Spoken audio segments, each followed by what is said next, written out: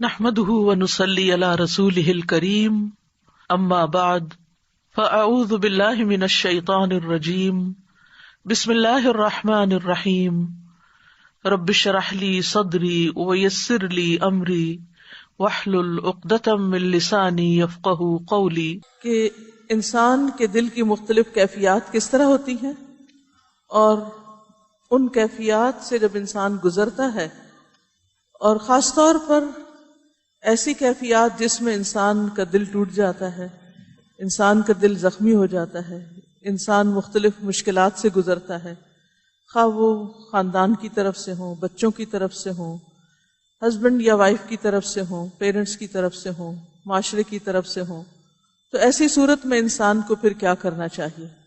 انسان کے دل کا قرار، انسان کا اطمینان کس چیز میں ہے؟ ہمارا دل کیوں اداس ہوتا ہے؟ ہمارا دل کیوں پریشان ہوتا ہے؟ ہمارا دل ڈپریشن کا شکار کیوں ہوتا ہے؟ ہمارے دل پہ غم کے اندھیرے کیوں ہوتے ہیں؟ ہم بے چین کیوں ہوتے ہیں؟ ہمارے اندر ایک انجانی سی پریشانی کیوں ہوتی ہے؟ ہمارا کسی بھی چیز میں دل کیوں نہیں لگتا؟ خواہ ہم نماز پڑھ رہے ہوں یا قرآن پڑھ رہے ہوں، اپنے گھر والوں کے ساتھ بیٹھے ہوں یا باہر کہیں گھوم پھر رہے ہوں، ہمارے دل کے اندر ایک عجب سی خلش اور ایک پریشانی رہتی ہے۔ اس کی وجہ کیا ہے؟ اکثر ہم سب کوشش کرتے ہیں اس کو جاننے کی تاکہ اس کا علاج ہو سکے۔ تو حقیقت یہ ہے، امام ابن القیم الجوزی یہ کہتے ہیں کہ دل کی پریشانی، دل کی بے چینی اور دل کے غم کا سب سے بڑا سبب انسان کے اپنے گناہ ہوتے ہیں۔ جب انسان اللہ سبحانہ وتعالیٰ کی نافرمانی کرتا ہے تو اس وقت انسان کا اپنا ضمیر اس کو ملامت کرتا ہے۔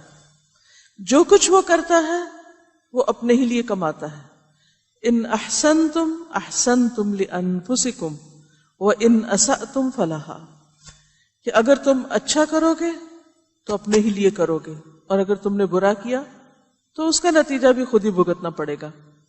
اگرچہ اللہ سبحانہ وتعالیٰ نے انسان کے غلط کاموں کی سزا کے لیے، محاسبے کے لیے آخرت کا دن رکھا ہے، لیکن غلط کام انسان جب بھی کرتا ہے تو اس کا نتیجہ اس کو دنیا میں بھی دیکھنا پڑتا ہے، اور وہ دلوں کی بے چینی اور اضطراب کی شکل میں ہوتا ہے۔ وہ کہتے ہیں کہ دل پر جو گناہ کے اثرات ہوتے ہیں ان میں سب سے پہلا اثر یہ ہوتا ہے کہ انسان کی آنکھوں اور کانوں پر محرومی کی مہر لگ جاتی ہے، آنکھوں پہ پردے پڑ جاتے ہیں، دلوں پہ تالے لگ جاتے ہیں، دل بند ہو جاتے ہیں، دل بوجھل پردوں میں دب جاتے ہیں، دل زنگ آلود ہو جاتے ہیں، دل اور آنکھیں الٹ جاتی ہیں، گناہ انسان اور اس کے دل کے درمیان حائل ہو جاتے ہیں، پروردگار عالم کے ذکر سے دل کو غافل کر دیتے ہیں، یعنی اللہ کے ذکر میں بھی دل نہیں لگتا، حتیٰ کہ گناہ انسان کو خود اپنی جان سے بھی غافل کر دیتے ہیں، یعنی انسان اپنی پرواہ بھی چھوڑ دیتا ہے۔ اللہ سبحانہ وتعالی ایسے شخص کے دل کو پاک نہیں کرتا، تطہیر تزکیے کا عمل رک جاتا ہے، سینہ تنگ و تاریک ہو جاتا ہے، دل گھٹنے لگتا ہے اور انسان حق سے بھٹک جاتا ہے۔ دلوں پر مختلف قسم کے امراض قابو پا لیتے ہیں، وہ دلوں کو غلط راہ پر لگا دیتے ہیں۔ انسان سکون پانے کے لیے طرح طرح کے طریقے اختیار کرتا ہے، اور دل ہے کہ وہ سیدھا ہوتا ہی نہیں، کہیں لگتا ہی نہیں، خوش ہوتا ہی نہیں، سکون پاتا ہی نہیں۔ امام احمد نے حذیفہ بن یمان سے ایک روایت کی ہے کہ دل 4 قسم کے ہوتے ہیں۔ نمبر 1، قلب اجرد، بے داغ دل، جس کے اندر چراغ کی روشنی چمکتی ہے، یہ مومن کا قلب ہے، جس کا دل روشن ہوتا ہے، نورانی ہوتا ہے۔ نمبر 2، قلب اغلب، جس پر پردے پڑے ہوئے ہیں، یہ کافر کا دل ہوتا ہے۔ وَعَلَىٰ قُلُوبِهِمْ، کہ اللہ سبحانہ وتعالیٰ ان کی آنکھوں پر پردہ ڈال دیتا ہے اور ان کے دلوں پر بھی پردہ ہوتا ہے۔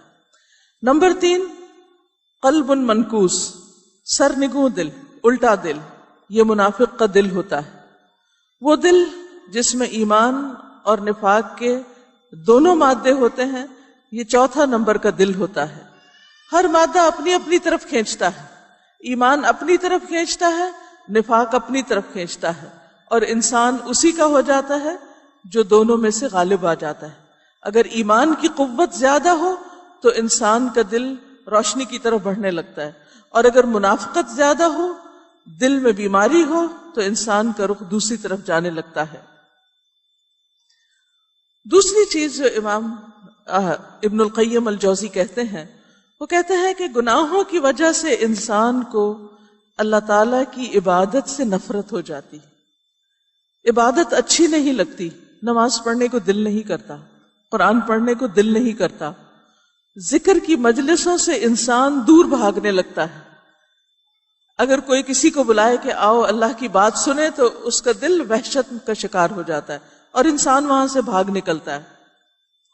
تیسری چیز یہ کہ گناہوں کی وجہ سے دل بہرا ہو جاتا ہے، حق بات سننا نہیں چاہتا، حق بات اس کو گوارا ہی نہیں ہوتی، وہ انسان کو گنگا بنا دیتا ہے، زبان سے حق بات نہیں نکلتی، اندھا بنا دیتا ہے، انسان حق کو دیکھ نہیں سکتا۔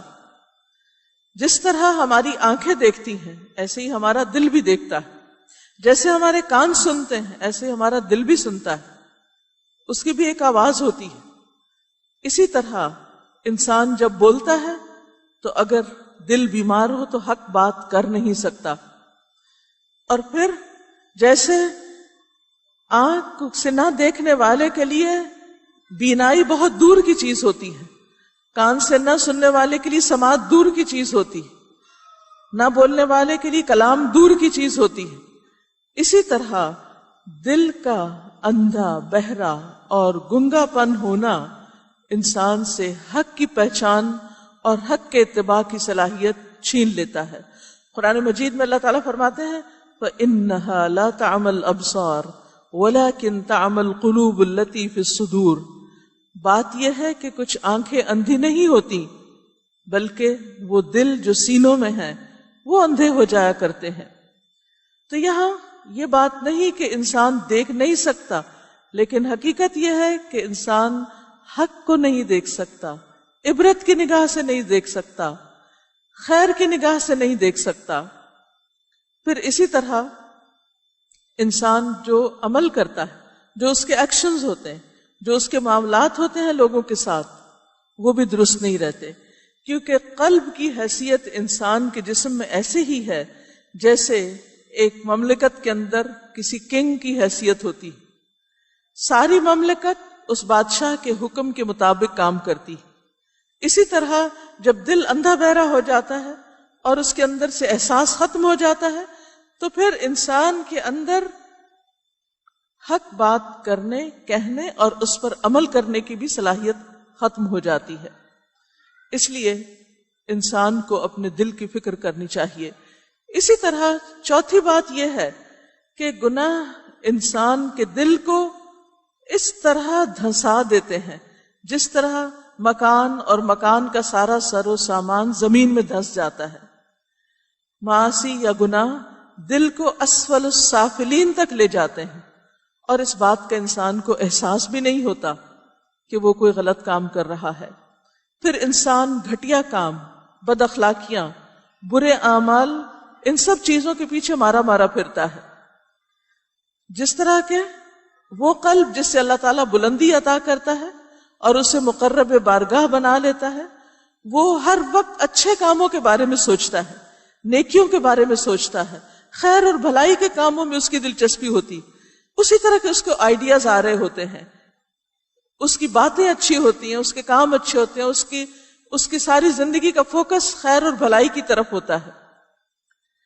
اس کے بارے میں بعض اسلاف کا قول ہے کہ ان هذه القلوب جوالة فمنها ما يحول حول العرش ومنها ما يحول حول الحش، کہ یہ قلوب ہمیشہ گھومتے پھرتے ہیں لیکن بعض عرش کے ارد گرد گھومتے ہیں اور بعض غلاظتوں کے ارد گرد گھومتے ہیں.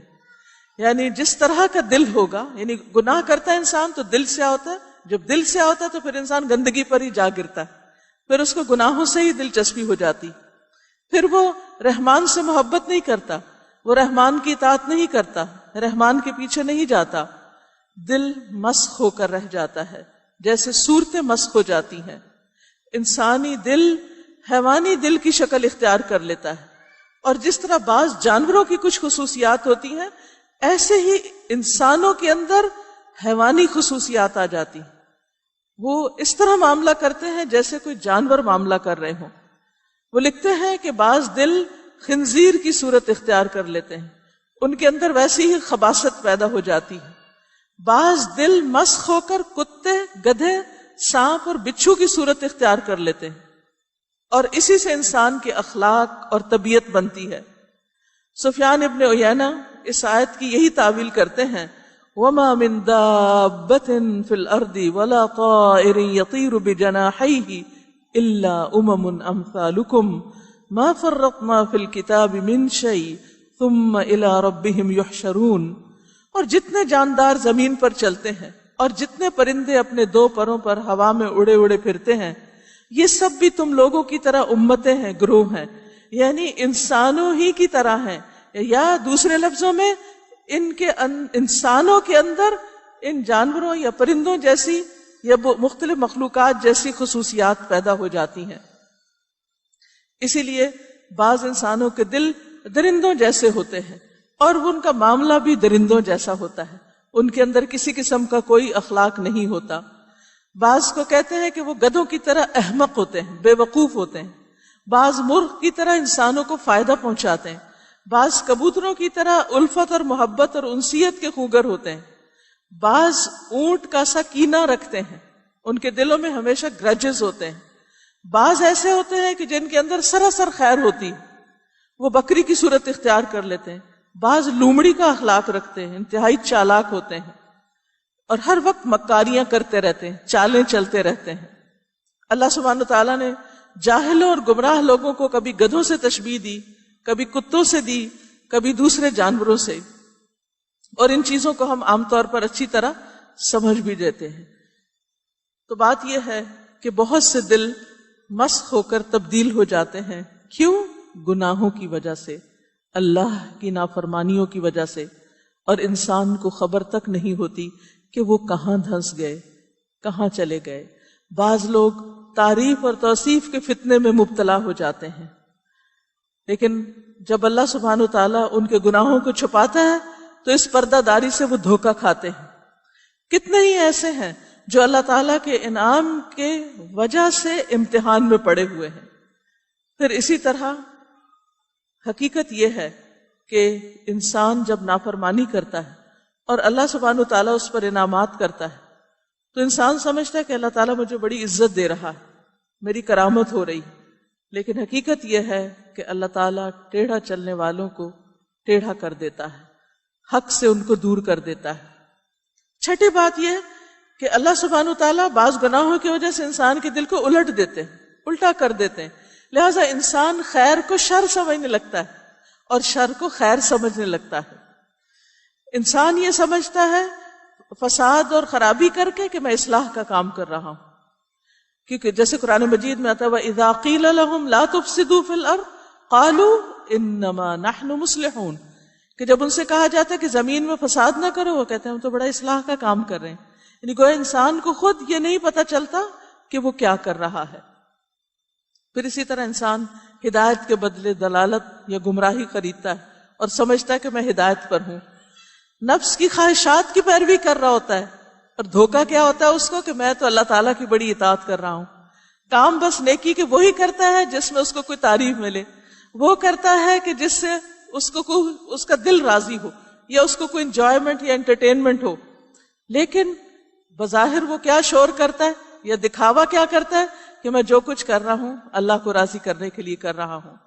پھر اسی طرح 8ویں بات یہ ہے کہ گناہ دنیا میں اللہ تعالیٰ اور بندے کے درمیان ایک حجاب بن جاتے ہیں، اور قیامت کے دن یہ ایک بہت بڑا حجاب ثابت ہوں گے. اللہ سبحانہ تعالیٰ فرماتے ہیں کلا انہم عن ربہم یومئذ لمحجوبون، یہی نہیں بلکہ یہ لوگ اس دن اللہ تعالیٰ کے دیدار سے محروم رہیں گے. یعنی آج اگر ہمارے اور اللہ سبحانہ تعالیٰ کے درمیان میں گہرا تعلق نہیں، ایک اجنبیت ہے، ایک حجاب ہے، ہم دعا کرنے سے شرماتے ہیں، ہم اس کی طرف رجوع کرنے سے، اس کی اطاعت کرنے سے ڈرتے ہیں، تو پھر یہ حجاب قیامت کے دن کیسے ختم ہوگا؟ یہ تو اور بھی زیادہ بڑھ جائے گا. پھر اسی طرح 9ویں بات یہ ہے کہ گناہ جو ہے وہ انسان کی زندگی کو تلخ بنا دیتے ہیں. دنیا کی معیشت، برزخ کی معیشت، آخرت کی معیشت، تینوں جگہ کی معیشت یعنی زندگی گناہوں کی وجہ سے تنگ اور تلخ ہو جاتی ہے اور آخرت میں دردناک عذاب کا موجب بن جاتے ہیں. قرآن مجید میں اللہ تعالیٰ فرماتے ہیں وَمَنْ أَعْرَضَ عَنْ ذِكْرِي فَإِنَّ لَهُ مَعِيشَةً ضَنْكًا وَنَحْشُرُهُ يَوْمَ الْقِيَامَةِ أَعْمَى قَالَ رَبِّ لِمَ حَشَرْتَنِي أَعْمَى وَقَدْ كُنْتُ بَصِيرًا قَالَ كَذَلِكَ أَتَتْكَ آيَاتُنَا فَنَسِيتَهَا وَكَذَلِكَ الْيَوْمَ تُنْسَى. جس نے میری یاد ذکر سے غفلت کا مظاہرہ کیا، یعنی روگردانی کی، اللہ کی نافرمانی کی اور اللہ کو یاد نہیں کیا، تو اس کی زندگی میں تنگی میں گزرے گی، اس کی زندگی تنگی میں گزرے گی اور قیامت کے دن ہم اس کو اندھا کر کے اٹھائیں گے. یعنی جس طرح وہ دنیا میں اندھا بن کے رہا، قیامت کے دن بھی وہ اندھا ہی اٹھایا جائے گا. دنیا کی زندگی میں تنگی کیا ہے اس کے بارے میں ہم سب سمجھتے ہیں کہ جب انسان کا دل ہر چیز سے اٹھ جائے، بیزار ہو جائے، انسان ڈپریشن کا شکار ہو جائے، اس کے سامنے طرح طرح کے کھانے رکھے ہوں مگر اس میں کوئی دلچسپی نہ ہو، اس کے پاس پہننے کے لیے وارڈروبز بھری ہوئی ہوں لیکن اس کو کوئی لباس پسند نہ آتا ہو، اس کے پاس دنیا کی ہر نعمت ہو لیکن اس کو کوئی نعمت خوش نہ کرتی ہو، اس کے پاس سونے کے لیے بہترین بیڈ ہو لیکن اس کو نیند کی دوا کھائے بغیر نیند نہ آتی ہو. تو یہ تنگ زندگی ہے کہ انسان دنیا میں کچھ کرنے کے قابل نہ رہے. پھر برزخ کی تنگی کیا ہے، قبر کی تنگی کیا ہے، اس کے بارے میں بہت سی احادیث ملتی ہیں. نبی صلی اللہ علیہ وسلم نے قبر کی تنگی کے بارے میں فرمایا، آپ نے اپنے ہاتھوں سے اس طرح انگلیوں کو ایک دوسرے کے اندر کر کے دکھایا کہ قبر جب بھیجتی ہے تو اس طرح پسلیاں ایک دوسرے کے اندر چلی جاتی ہیں، یعنی عذاب قبر کی طرف اشارہ ہے. اور آخرت کی تنگی تو اللہ سبحانہ وتعالی ہم سب کو اس سے محفوظ رکھے. دنیا کی تنگی کے بارے میں یہ بھی لکھتے ہیں کہ ہر وحشت، ہر ذلت، ہر حسرت قلب کے لیے ٹکڑے کر رہی ہوگی. باطل امانی اور آرزویں، مختلف قسم کے عذاب اسی دنیا میں اس کے لیے موجود ہوں گے. اس کی یہ تمنائیں، آرزویں، شہوات، عشق، حب دنیا، حب ریاست، حب امارت کے نشے میں مستور ہوں گی اور ہم وقت اسے بدمست رکھتی ہوں گی. اگر وہ شراب خور نہیں تو شراب کا نشہ نہ صحیح لیکن خواہشات اور تمناؤں اور آرزوؤں کا نشہ بجائے خود اتنا خطرناک ہوتا ہے کہ انسان کو اس سے کبھی افاقہ ہوتا ہی نہیں. شراب خور کو تو کسی نہ کسی وقت افاقہ ہو ہی جاتا ہے، اس کا نشہ تو ختم ہو جاتا ہے، لیکن ایسے شخص کا جو دنیا کے محبت کے نشے میں ہو، اس کا نشہ صرف اس وقت اترتا ہے جب وہ موت کا پیالہ پیتا ہے اور موت کا نشہ اس پر سوار ہوتا ہے اور ان سے دنیا کی اس زندگی سے علیحدہ کر کے اسے مردوں میں سلا دیتا ہے. تبھی انسان کی اس سے جان چھوٹتی ہے. معیشت ضنک، تنگ زندگی، تلخ زندگی ہر اس آدمی کے لیے لازم اور ضروری ہے جو ذکر الہی سے اعراض برتے. جو بھی ذکر سے اعراض برتتا ہے، اللہ کو یاد نہیں کرتا، اللہ کی اطاعت نہیں کرتا، نماز نہیں پڑھتا، قرآن نہیں پڑھتا، اللہ کی طرف راغب نہیں ہوتا، اس کو دنیا میں بھی آنکھوں کی ٹھنڈک کہیں سے نصیب نہیں ہوتی. بعض اوقات زندگی میں طرح طرح کی پریشانیاں ہوتی ہیں، کبھی رزق کی طرف سے پریشانی، کبھی اولاد کی طرف سے پریشانی، لیکن ہم اس کی متعدد وجوہات اپنے دل میں سوچ کر بعض اوقات دوسروں کو بلیم کرتے ہیں، بعض اوقات قسمت کی بات بتاتے ہیں، لیکن اصل وجہ کی طرف غور نہیں کرتے. اور وہ کیا ہے؟ وَمَنْ أَعْرَضَ عَنْ ذِكْرِي، جس نے میرے ذکر سے منہ موڑا. یعنی اصل مسئلہ اللہ کے ذکر سے اعراض ہوتا ہے، اللہ کے ذکر سے منہ موڑنا ہوتا ہے. لہذا جب بھی زندگی میں کوئی مشکل آئے، کوئی پریشانی آئے، کوئی تکلیف آئے، انسان کو سب سے پہلے اپنی غلطیوں کی طرف نظر ڈالنی چاہیے۔ جب انسان کا معاملہ اللہ سبحانہ وتعالیٰ کے ساتھ ٹھیک ہو جاتا ہے تو اللہ سبحانہ وتعالیٰ اس کا معاملہ بندوں کے ساتھ بھی ٹھیک کر دیتے ہیں اور اس کے سارے احوال بھی درست ہونے لگتے ہیں۔ اللہ تعالیٰ کا ارشاد ہے من عمل صالحا من ذکر او انثى وهو مؤمن فلنحيينه حياة طیبہ وَلَنَجْزِيَنَّهُمْ أَجْرَهُمْ بِأَحْسَنِ مَا كَانُوا يَعْمَلُونَ، جس نے نیک عمل کیا، خواہ مرد ہو یا عورت ہو، اور وہ ایمان بھی رکھتا ہو، تو ہم دنیا میں بھی اس کو اچھی زندگی بسر کرائیں گے اور آخرت میں بھی ان کے اعمال صالحہ کا صلہ انہیں ضرور دیں گے۔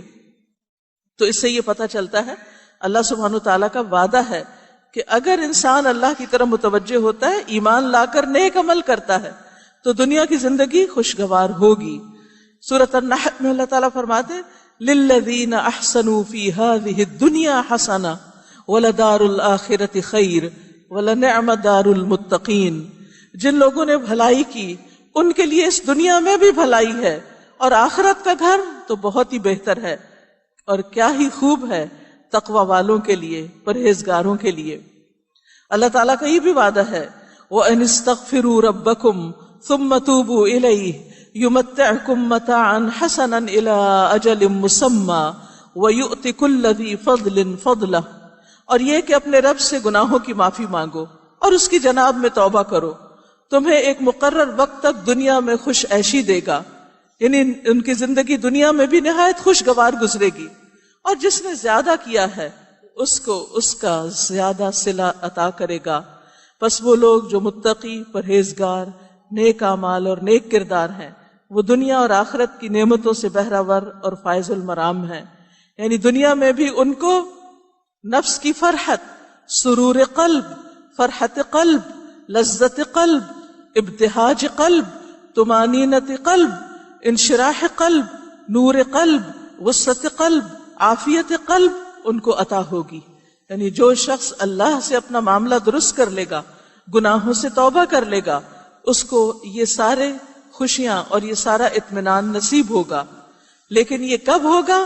جب وہ حرام کردہ شہوات سے، مکروہ خواہشات سے، باطل شبہات سے اجتناب اور احتراز کرے گا۔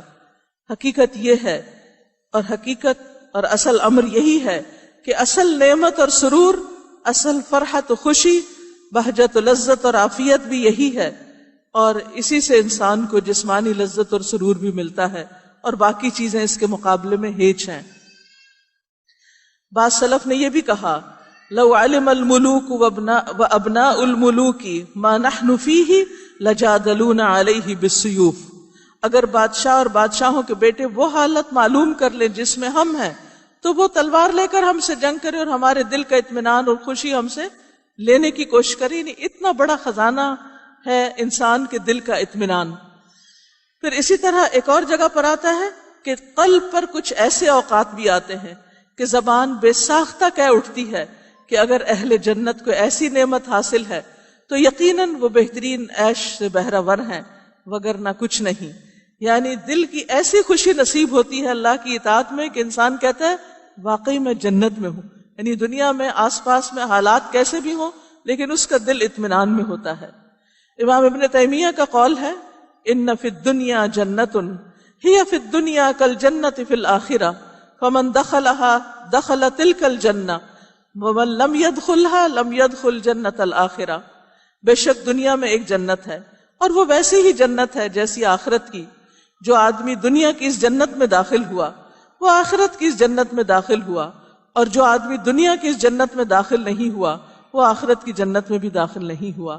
تو اس سے یہ پتہ چلتا ہے کہ ہم سب کو اپنے دلوں کی اصلاح، تزکیہ اور تطہیر کی کوشش کرنی چاہیے تاکہ ہمارا دل ایمان، اطمینان، یقین، توکل، رجا، رغبت اور رہبت سے معمور ہو جائے، اور ہمارے دل کے اندر ایسا سرور ہو جائے کہ ہم جب اللہ سبحانہ وتعالیٰ کے بارے میں سوچیں تو ہمارے دل کے اندر ایک خاص قسم کی خوشی پیدا ہو، جیسے کسی بھی محبت کرنے والی چیز کے بارے میں جب انسان سوچتا ہے تو خود بخود اس کے اندر ایک خوشی کی لہر دوڑ جاتی ہے۔ پھر اسی طرح حضرت ابراہیم علیہ السلام نے ایک دعا مانگی تھی جس کے آخر میں وہ کہتے ہیں یوم لا ينفع مال ولا بنون الا من اتى اللہ بقلب سلیم، جس دن مال اور اولاد کچھ کام نہ آئے گی، لیکن فائدہ والا وہی ہوگا جو اللہ کے سامنے بے عیب دل لے کر جائے گا. یعنی قیامت کے دن بھی جس چیز کی قدردانی ہوگی اور جس حالت کو دیکھا جائے گا وہ انسان کے دل کی حالت ہوگی. اور دل کا حال ہمارے اپنے سوا کوئی اور نہیں جانتا، یا ہمارا رب جانتا یا ہم جانتے. اس لیے اپنے دل کی بہتری کے لیے ہم خود ہی پیمانہ مقرر کر سکتے، ہم خود ہی جان سکتے ہیں، اور ہم خود ہی دیکھ سکتے ہیں کہ ہم ایمان کے کس لیول پر ہیں، اطمینان کے کون سے درجے پر ہیں، ہمارے دل کی خوشی کا عالم کیا ہے. کوئی اور نہیں جان سکتا کہ اس وقت میرے دل میں کیا ہے، میں نہیں جانتی کہ آپ کے دل میں کیا ہے، لیکن ہم سب کو اپنا اپنا تو خوب پتا ہے کہ ہم کہاں کھڑے ہیں. لہٰذا ضروری ہے کہ ہم قلب سلیم کے لیے کوشش کریں، جو ہر شرک سے، دھوکے سے، حسد سے، بغض سے، کینہ سے، حرص اور طمع سے، کبر اور غرور سے، حب دنیا سے، ان تمام چیزوں سے سالم اور محفوظ ہو. ایسا دل ہر آفت، ہر مصیبت سے محفوظ ہے، اللہ تعالیٰ سے دور رکھنے والی باتوں سے محفوظ ہے، اللہ کی خبروں کے خلاف، اللہ کے احکامات کے خلاف شبہات پیدا ہونے سے بھی محفوظ ہے، ان شہوات اور خواہشات سے بھی محفوظ ہے جو احکام الہی کے خلاف ابھرتی ہیں، ان ارادوں سے محفوظ ہے جو اللہ سبحانہ وتعالیٰ کی مرضی کے خلاف انسان کو کام کرنے پر اکساتے ہیں، اور ہر راہزن سے محفوظ ہے جو اللہ تعالیٰ کے ساتھ رشتے کو توڑنے والا ہو، یعنی شیطان کے شر سے بھی. یہ دل اور ایسا دل دنیا میں بھی جنت ہے، برزخ میں بھی جنت ہے، قیامت کے دن بھی جنت ہے. ایسے دل کے حصول کے لیے کچھ چیزیں کرنی ہوں گی. نمبر 1 کہ انسان کا دل ہر شرک سے محفوظ ہو، انسان کے اندر توحید ہو. نمبر 2 سنت نبی کے خلاف جو بھی چیزیں ہیں ان سے محفوظ ہو. نمبر 3 اللہ تعالیٰ کے احکامات کے خلاف جو خواہشات اور شہوات ہیں ان سے محفوظ ہو. نمبر 4 ایسی غفلت سے محفوظ ہو جو ذکر الہی سے غافل اور بے خبر کر دے. اور نمبر 5 تجرید توحید ہو، یعنی تجرید الہی کے خلاف جو خواہشات اور شہوات ہوں ان سے محفوظ ہو. اور ان 5 چیزوں کے علاوہ اخلاص بھی ہے، لیکن یہ اخلاص جو ہے یہ سب چیزوں پر حاوی ہے. جب انسان کے اندر اخلاص آ جاتا ہے اور اس کا ہر کام اللہ سبحانہ وتعالیٰ کے لیے ہو جاتا ہے تو پھر اس کا دل اطمینان پا جاتا ہے، پھر اس سے بندوں کی تنقید اور بندوں کی تعریف سے کوئی غرض نہیں ہوتی. تو دعا ہے کہ اللہ سبحانہ وتعالیٰ ہمارے دلوں کو اطمینان عطا کرے، ہمیں وہ سکون اور خوشی عطا کرے جو ہماری دنیا اور آخرت کو سنوارنے والی ہو.